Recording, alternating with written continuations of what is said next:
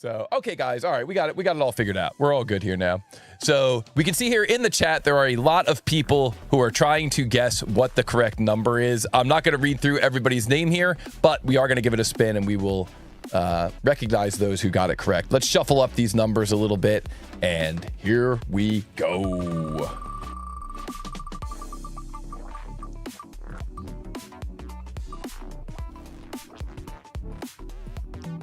Okay, and looks like it's going to be drawing number 8. Yo, that is awesome.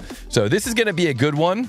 And well, guys, let's learn a little bit more about our runners here. Our first match is going to feature MrCho from Indonesia, and it's also going to feature Atse here from Macedonia.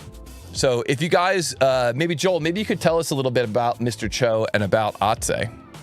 Yeah, sure. It looks like MrCho has started using Fusion a few years ago, 2023, so he's got a few years under his belt here. And he really loves CAD because he can create anything he wants with his imagination and make it functional too, which is pretty cool. Yeah. And awesome. As far as Ase, he was in a band that never got famous. The other guys were good. So hence why he's a CAD guy. And the kid songs overrule heavy metal. Interesting. Nice.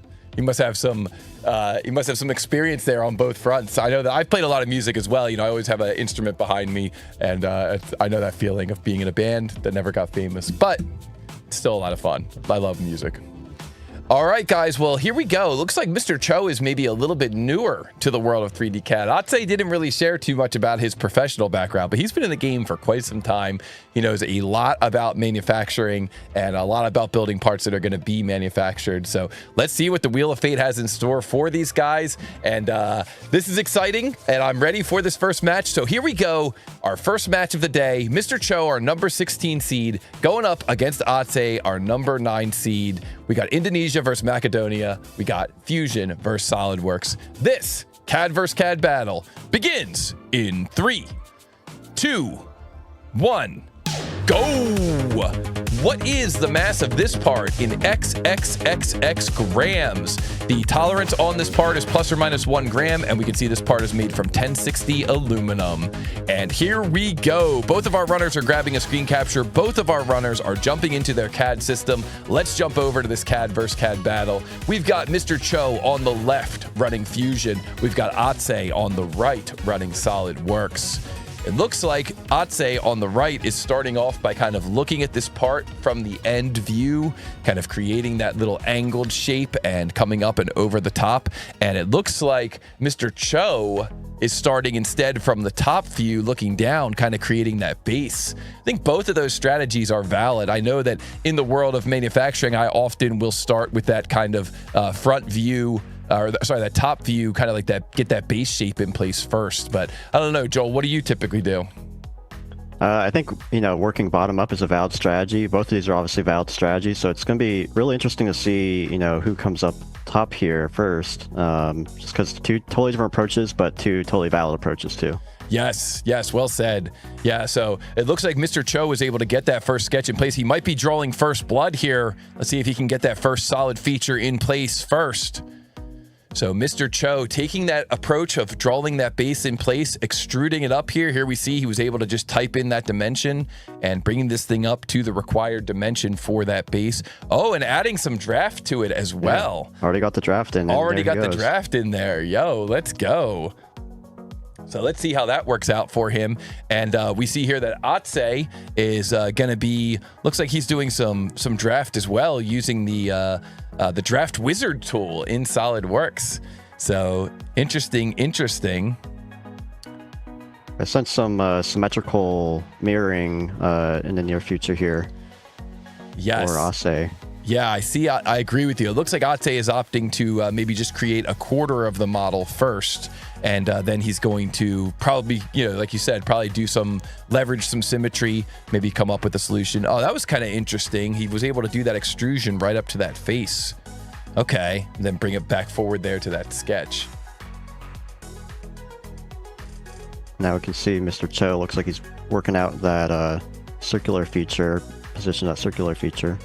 Yeah, I like that approach. I like a lot of times what I'll do is when I'm looking at the 2D drawing, I'll try to see if there's any dimensions or if there's several dimensions that all seem to be coming from the same spot. And then I'll kind of use those dimensions to help define the order of my features. So MrCho recognized that hole is clearly defined from the origin up to that hole. So, kind of use that to help with his decisions on how to order those features. And I think that's a pretty solid approach.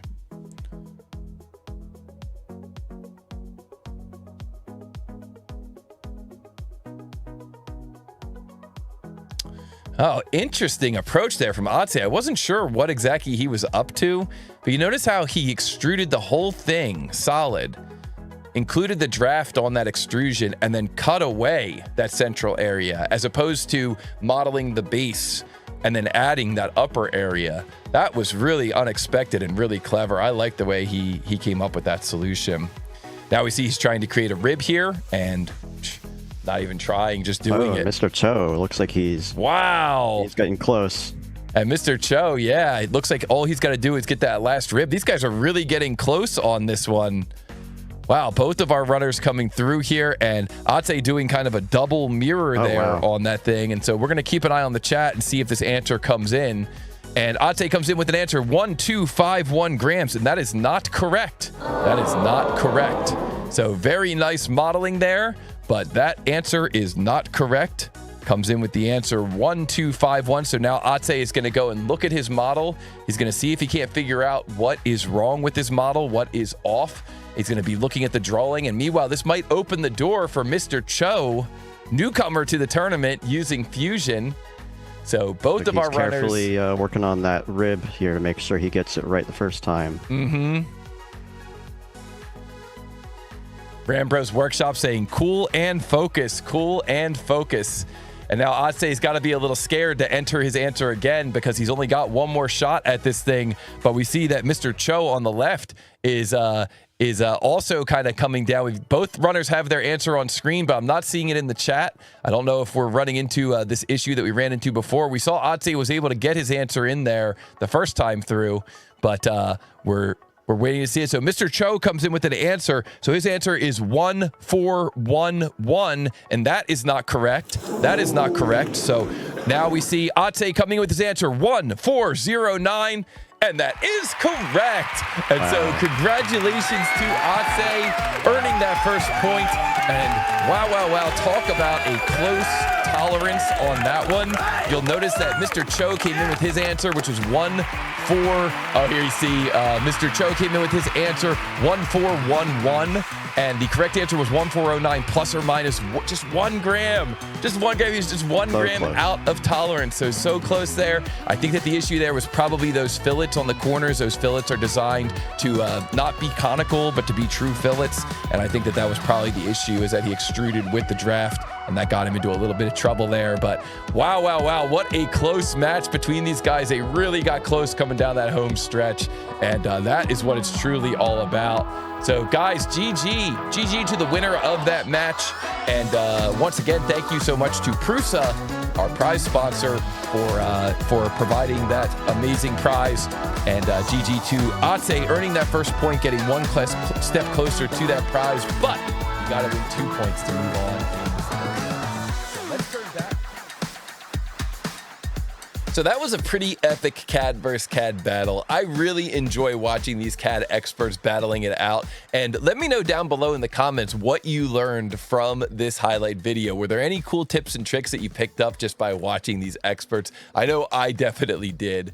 And if you enjoy this style of learning, of kind of learning by doing, taking a 2D drawing of a real world part, and turning that into a 3D model, be sure to visit us at tootalltoby.com. We've got a library of over 200 of these 2D to 3D CAD challenges. You can do the challenges using any 3D CAD system, and you can sort the challenges based on difficulty, so you can start at the easy ones and then work your way up, or sort the challenges based on the model type. So you could say, I want to try and practice some sheet metal challenges, or some multi-body assembly type challenges, or even I want to do some challenges that can be 3D printed when when I'm done creating the model. TooTallToby.com is the site. It's a lot of fun to go through and do those challenges. And hey, as always, let me know down below in the comments, what did you think about this battle? And be sure to come back. I look forward to seeing all of you in the next CAD vs. CAD highlight video.